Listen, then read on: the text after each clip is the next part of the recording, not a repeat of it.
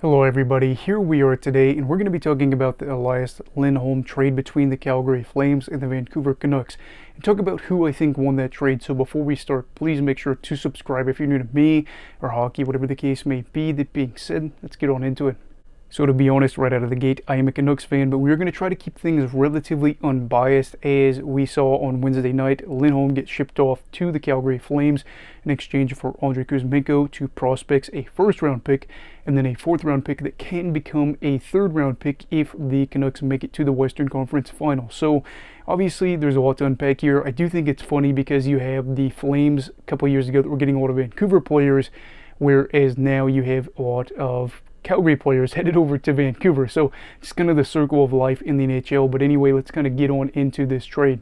So the Flames getting Andrei Kuzmenko is very interesting because he had a really good rookie year, 39 goals last season.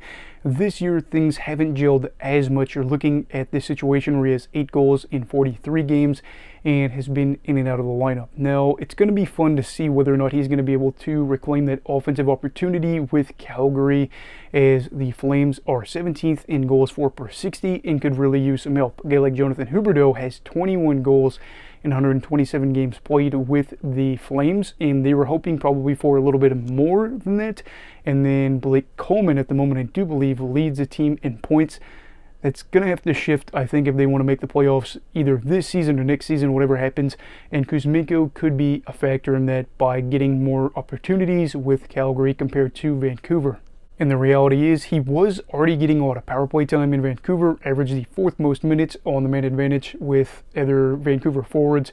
But we're seeing a situation where in general he could get just a lot of time or opportunities with the Flames because, again, they could use a little bit of that goal scoring punch. Now on the flip side, unfortunately for Calgary, he's not super young. I think he's 2 days away from being 28 years old. I did the notes over this like at 11 o'clock last night. I have to get up for work at 4 in the morning, so maybe that's not reliable. But I do know that he is closer to 30 than he is to 20.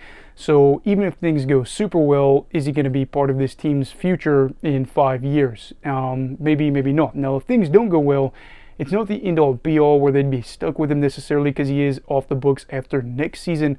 But if things do well, they probably have to make a decision. Do they sign him to an extension?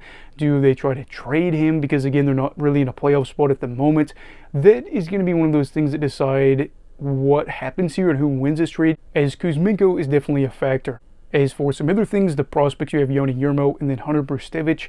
Jurmo is not seen as likely as Brustevich to be able to get to the NHL and stay there, according to hockeyprospecting.com, a site that kind of talks about prospects and their odds of being able to play at least 200 plus games in the NHL.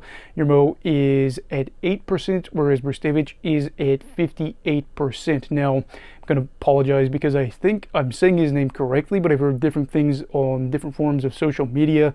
But with Brustevich, he is viewed as more of this offensive defenseman that could make it to the NHL, as you can see, and make an impact. Now, I'm going to say that after this year, his odds of getting to play over 200 games in the league probably better than 58%, which could be a very good thing for Calgary as they get a young guy that could play a role for them on the blue line in the coming years. And then you get a first-round pick, which is never a bad thing at all, as that could help you get a young prospect that could lead to getting the Flames back on the right track.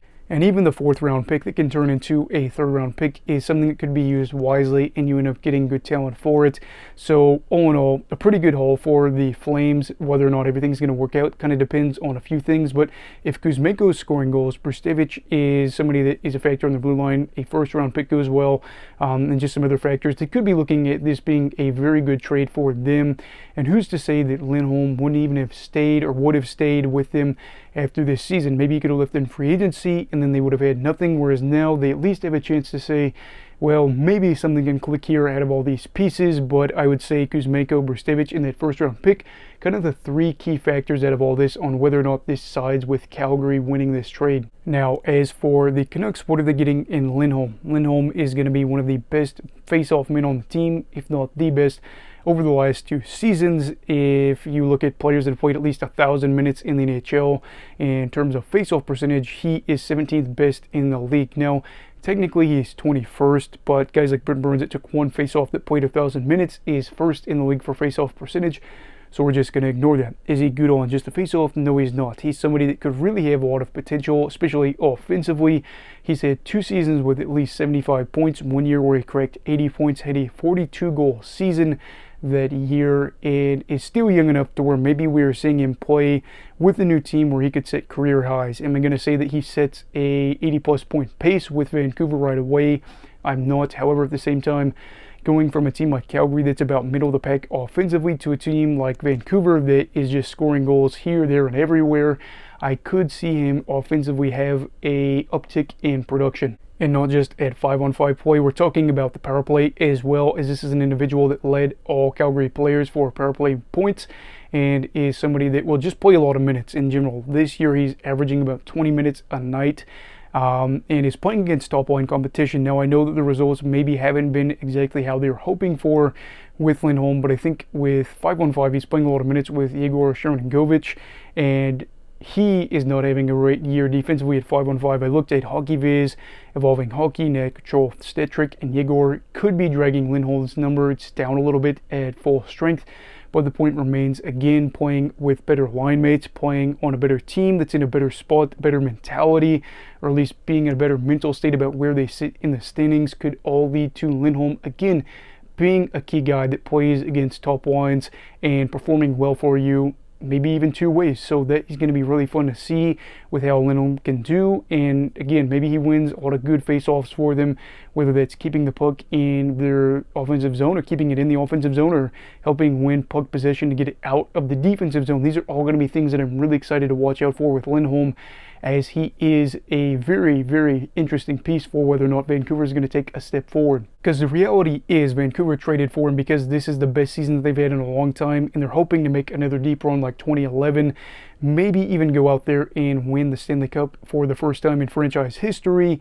That being said, obviously this is big because they get him earlier, and this could help with preventing any kind of missteps along the way or just road bumps after the All-Star break.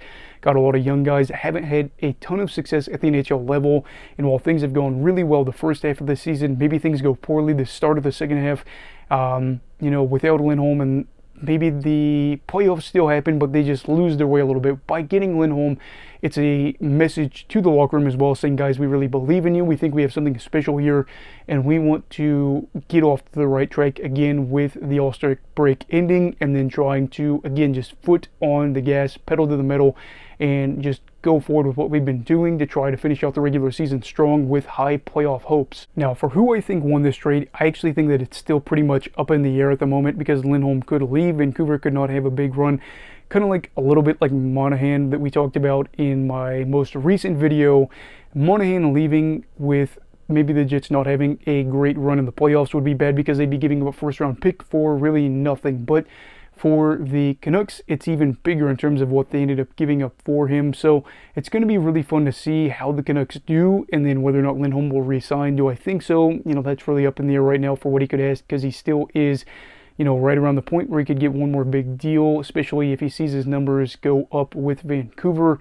As for Calgary, they're focused on the now, but also for the future. This is something where we could see short-term solutions with guys like Kuzmenko, but also mid to long-term extensions or solutions with some of these trades that they made or parts of this trade that they made.